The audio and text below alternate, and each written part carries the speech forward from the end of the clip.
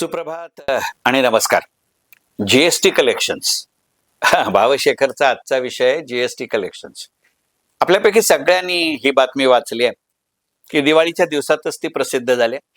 October 2024 या महिन्यामध्ये आपल्या देशामध्ये एकूण 1.87 लाख कोटी रुपये इतकं जीएसटीचं कलेक्शन झालं आणि हे विक्रमी आहे. हे सगळ्यात जास्त आहे अशातला भाग नाही. पण वर्षाची जर तुलना करायची झाली म्हणजे ऑक्टोबर 2024 मध्ये आणि ऑक्टोबर 2023 मध्ये याच्यामध्ये ज्याला आपण इयर ऑन इयर असं म्हणतो अशी वाढ झाली. अशी जर गणितं घेतली तर ऑक्टोबर ते ऑक्टोबर, सप्टेंबर ते सप्टेंबर, ऑगस्ट ते ऑगस्ट, जुलै ते जुलै अशी जर चर्चा करत गेलं तर ऑक्टोबर 2023 ते ऑक्टोबर 2024 अशी तुलना करताना ही झालेली वाढ ही सगळ्यात जास्त आहे. तसं जर निखळ आकडेवारी म्हणून पाहायचं झालं तर याच्या आधी आपण एका महिन्यामध्ये 2.10 लाख कोटी रुपये एका महिन्यामध्ये गोळा केलेले आहेत. 2.10 लाख कोटी रुपयांच्या तुलनेमध्ये 1.87 लाख कोटी रुपये हे कमी आहेत, ही गोष्ट खरी.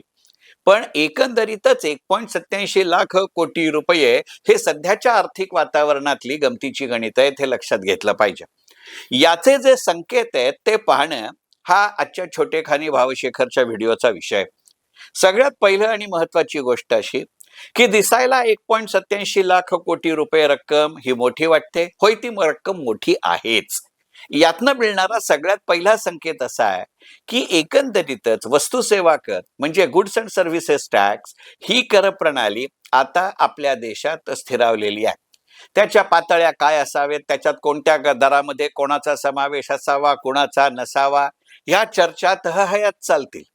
परंतु सुरुवातीला जी भीती वाटत होती की जीएसटी सारखी जगडव्याळ संस्था ती जोपर्यंत कोट्यावधी असलेले व्हेंडर्स, लक्षावधी असलेल्या कंपन्या आणि 140 कोटी नागरिक हे जोपर्यंत एका सिस्टमचा भाग बनत नाहीत तोपर्यंत याचं कलेक्शन कसं होणार. कारण तुम्ही आणि मी ग्राहक म्हणून जीएसटी रजिस्टर्ड नंबर नसलो तरी शेवटी एका प्रक्रियेमध्ये आपण त्यांचे अप्रत्यक्षपणे का होईना सहभागी असतो. मग इतक्या मोठ्या प्रमाणावरती व्यवहार सांभाळणारी अशी तंत्रक्षमता, कौशल्य क्षमता आपल्या देशात आहे का, याची ही चर्चा होती. म्हणजे एकंदरीतच याबद्दलच्या शंका या संकल्पना म्हणूनही होत्या, प्रणाली म्हणूनही होती आणि सगळ्यात महत्वाचं म्हणजे व्यवस्था म्हणूनही होती. ज्या वेळेला सातत्यानं आपण 1.5 लाख कोटी रुपयांच्या पेक्षा जास्त उत्पन्न दरमहा गोळा करतो त्याच्यामध्ये सहभागी असलेल्या व्यवहारांची संख्या ही स्थिर तरी राहते किंवा वाढते. त्या व्यवहारांमध्ये सहभागी असलेल्या ग्राहकांची आणि खरेदीदारांची म्हणजे विक्रेता आणि खरेदीदार या दोघांची ही संख्या वाढती राहते. ही गणित लक्षात घेतली पाहिजेत. म्हणजे अगदी कालच्याच आपण भावशेखरच्या भागामध्ये जसं रिलायन्स बोनस क्रेडिट होण्याची चर्चा केली तशा पद्धतीच्या अडचणी जीएसटी मध्ये येतील का याचा विचार करायला हवा होता. कारण खरेदीदार कुठेही असू शकतो, विक्रेता कुठेही असू शकतो. ते जोपर्यंत एका यंत्रप्रणालीचे, तंत्रप्रणालीचे, मंत्रप्रणाली सॉफ्टवेअर, यंत्रप्रणाली हार्डवेअर, तंत्रप्रणाली नेटवर्क याचा जोपर्यंत समुच्चय होत नाही तोपर्यंत ही यंत्रणा चालवणं कठीण होतं. बरं, आपल्या देशामध्ये नेटवर्क नाही म्हणावं तर ते असतं, आहे म्हणावं तर ते नसतं. अगदी आपल्या स्वतःच्या घरामध्ये आपल्या असं लक्षात येतं की अचानक काही वेळेला कॉल ड्रॉपचं प्रमाण वाढतं. आपल्या घरात असं लक्षात येतं की एखाद्या खिडकीत जास्त क्लॅरिटीने ऐकू येतं, एखाद्या खुर्चीमध्ये कमी ऐकू येतं. मग काही राज्य, काही भाग, काही भूगोल हे टोपोग्राफी म्हणून किंवा टेक्नॉलॉजी म्हणून वेडेवाकडे असू शकतात, पण तिथे व्यवहार तर होत असतात. आणि जोपर्यंत दोन्ही मंडळी एका पातळीवर येत नाहीत तोपर्यंत ते कलेक्शन कठीण जातं. परंतु या सगळ्या टप्प्यांच्या पलीकडे जात आपण या प्रणालीवर आलो, हा याचा पहिला संकेत आहे. दुसरं असं की ही प्रणाली अशी गमतीची आहे की सुरुवातीच्या काळामध्ये जेव्हा ती चर्चेच्या पातळीवरती होती तेव्हा राजकीय कारणांसाठी अनेकांनी विरोध केला. म्हणजे स्वतः नरेंद्र मोदी जेव्हा गुजरातचे मुख्यमंत्री होते त्यावेळेला त्यांनी जीएसटीला काही मुद्द्यांवरती विरोध केला होता. गमतीची गोष्ट अशी आहे की जीएसटीची प्रत्यक्ष अंमलबजावणी झाली तेव्हा हेच नरेंद्र मोदी आपल्या देशाचे पंतप्रधान होते. म्हणजे हा संकल्पनेचा विजय, हा राजकीय प्रणालीवरचा विजय आहे, ही गोष्ट लक्षात घेतली पाहिजे. यातनं मिळणारा तिसरा संकेत असा आहे की जसजसं जीएसटी मधनं गोळा होणारं कर संकलन वाढेल तसतसं राज्य आणि केंद्र सरकारांमधले राजकीय आणि आर्थिक ताणतणाव कमी होतील का याचा विचार केला पाहिजे. कारण जीएसटी मध्ये प्रामुख्यानं 3 पद्धतीच्या करांचा समावेश आहे. एक थेटपणानं केंद्र सरकारला मिळणारा जीएसटी, ज्याला आपण सेंट्रल गव्हर्नमेंट जीएसटी असं म्हणतो. काही थेट प्रमाणामध्ये स्वरूपामध्ये राज्य सरकारांना मिळणारा जीएसटी, ज्याला आपण स्टेट जीएसटी असं म्हणतो, आणि काही दोघांना मिळणारा, ज्याला आपण इंटरस्टेट्स असं म्हणतो. या पद्धतीनं विचार करत असताना शेवटी अर्थव्यवस्थेतनं कराच्या मिळणाऱ्या प्रमाणा इतकंच कराच्या मिळणाऱ्या सातत्यालाही महत्व असतं. कारण या कराच्या सातत्यानं राज्य सरकार, केंद्रशासित प्रदेश यांची दैनंदिन वित्तीय तूट, ज्याला आपण डेली ॲव्हरेज डेफिसिट असं म्हणतो, ही आवाक्यामध्ये राहते.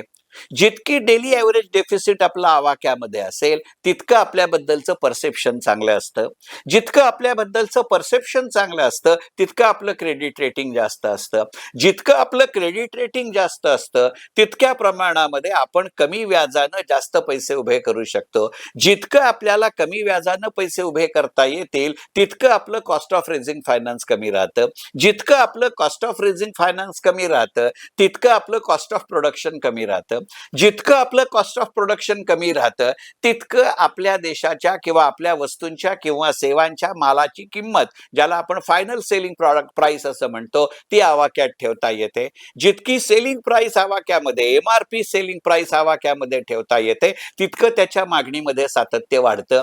जितकं त्याचं मागणीमधलं सातत्य वाढतं तितकं उत्पादनातलं सातत्य वाढतं. उत्पादनातलं सातत्य वाढतं तितकं उत्पन्नातलं सातत्य वाढतं. उत्पन्नातलं सातत्य वाढतं इतकं नफ्यातलं सातत्य वाढतं. आणि मग यातल्या प्रत्येक टप्प्यावरती केंद्र सरकारला आणि राज्य सरकारला या ना त्या स्वरूपामध्ये प्रत्यक्ष कर मिळत असतात. म्हणजे दिसायला जीएसटी अप्रत्यक्ष कर आहे, पण त्याचा फायदा प्रत्यक्ष कर प्रणालीलाही होत असतो. त्यामुळे जसजसं जीएसटी कार्यप्रणाली म्हणून, जीएसटी कर प्रणाली म्हणून, जीएसटी आकडेवारीची प्रणाली म्हणून स्थिरस्थावर होत जाईल तसतशी प्रत्यक्ष कराची होईल का, याचं उत्तर हो असं आहे. आपल्या असं लक्षात येईल की जुन्या आयकराची जागा नवीन आयकरांनी घ्यायची घोषणा ही गेल्या वर्षीच्या अर्थसंकल्पामध्ये झाली आहे. त्याचं काम सुरू झालंय. त्याच्या आधीच new tax system, income tax system नावाची कररचना आपल्या देशामध्ये कार्यरत झाली आहे. त्या नवीन आयकरामध्ये आता तुम्ही करामध्ये बचत करू शकाल अशा गुंतवणुकीची साधनं आणि प्रमाण यांची आकडेवारी ही कमी कमी होत चालली आहे. म्हणजे एकंदरीतच जीएसटी मध्ये जे गणित आहे, एकदा काय तो कर द्या आणि मोकळे व्हा, म्हणजे ज्याला व्यापारिक आणि व्यावसायिक परिभाषेमध्ये छुट्टा करलो असं म्हटलं जातं, अशी ही गणित आहेत. मग अशा पद्धतीनं छुट्टा करलोची गणितं झाली की जीएसटी आणि पर्सनल इन्कम टॅक्स या दोन्हीमध्ये टॅक्स डिडक्टेड ॲट सोर्स किंवा इन्कम किंवा उत्पन्न मिळायच्या संधीलाच व्यवहार होताना कर, नंतर कटकट नाही, अशी जी गणित आहेत यातनं अनावश्यक आपली प्रणाली बदलत जातात का याचा विचार करावा लागेल. आणि हा जीएसटीच्या वाढीव कर संकलनाचा खरा मुद्दा आहे. शेवटी एक गोष्ट लक्षात घेऊ की कर आणि वस्तू ही जितकी गोष्ट आर्थिक असते तितकीच ती राजकीय असते. तुम्ही निर्णय घेतला तरीही त्याचे सामाजिक परिणाम असतात. तुम्ही निर्णय घेतला नाहीत तरी त्याचे सामाजिक परिणाम असतात. तुम्ही निर्णय आज घेतलात तरी त्याचे सामाजिक परिणाम असतात. तुम्ही आजचा निर्णय उद्यावर ढकललात, हा उद्या अनंत काळासाठी असू शकतो, तरीही त्याचे सामाजिक परिणाम असतात. याची अनेक उदाहरणं आपण पाहिली. बरं, अशा विरोधामध्ये काही वेळेला मतैक्य राहतं हेही आपण पाहिलं की एकंदरीतच दारू आणि सिगरेटवरती कर वाढवणं हे 70 आणि 80च्या दशकातल्या प्रत्येक अर्थसंकल्पाचा अविभाज्य भाग होता. पण आज भीतीलाही दारू, सोनं, कोळसा, पेट्रोल, डिझेल हे राजकीय पदार्थ, पॉलिटिकल प्रॉडक्ट अजून जीएसटीत आलेले नाहीत आणि कुठच्याही वादाच्या मुद्द्यांमध्ये याचा समावेशच नाही. हेही गणित बघण्याजोगं असतं. म्हणजे मी गमतीनं नेहमी म्हणतो की पूर्वीच्या काळी विविधता में एकता असं आपल्या देशाच्या संस्कृतीचं वर्णन केलं जातं. आता कदाचित या आधुनिक काळातल्या विविधता में एकतामध्ये जीएसटीचं वर्णन करता येईल का किंवा उल्लेख करता येईल का हे केलं पाहिजे.